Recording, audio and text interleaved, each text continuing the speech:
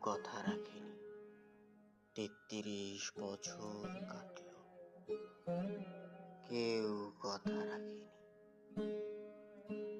ছেলেবেলায় এক বষ্টমী তার আগমনী গান হঠাৎ থামিয়ে বলেছিল, শুক্লা দ্বাদশীর দিন অন্তরাটুকু শুনিয়ে যাবে।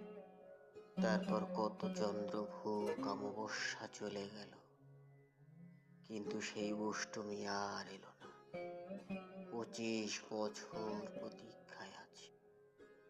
মামাবাড়ির মাঝি নাদের আলী বলেছিল, বড় হও দাদা ঠাকুর, তোমাকে আমি ৩ প্রহরের বিল দেখাতে নিয়ে যাব। সেখানে পদ্ম ফুলের মাথায় সাপ আর ভ্রমর খেলা করে। নাদের আলী, আমি আর কত বড় হব? আমার মাথা এ ঘরের ছাদ ফুঁড়ে আকাশ স্পর্শ করে তারপর তুমি আমায় ৩ প্রহরের বিল দেখাবে? একটাও রয়েল গুলি কিনতে পারিনি কখনো। লাঠি লজেন্স দেখিয়ে দেখিয়ে চুষেছে লস্কর বাড়ির ছেলেরা। ভিখারির মতন চৌধুরীর গেটে দাঁড়িয়ে দেখেছি ভেতরের রাস উৎসব। অবিরল রঙের ধারার মধ্যে সুবর্ণ কঙ্কন পরা ফর্সা রমণীরা কত রকম আমোদে হেসেছে। আমার দিকে তারা ফিরেও চায়নি। বাবা আমার কাঁধ ছুঁয়ে বলেছিলেন, দেখিস একদিন আমরাও। বাবা এখন অন্ধ, আমাদের দেখা হয়নি কিছুই।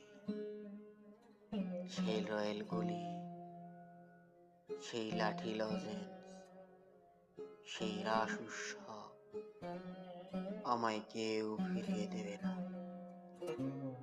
বুকের মধ্যে সুগন্ধি রুমাল রেখে অরুণা বলেছিল, যেদিন আমায় সত্যিকারের ভালোবাসবে সেদিন আমার বুকেও এরকম আতরের গন্ধ হবে।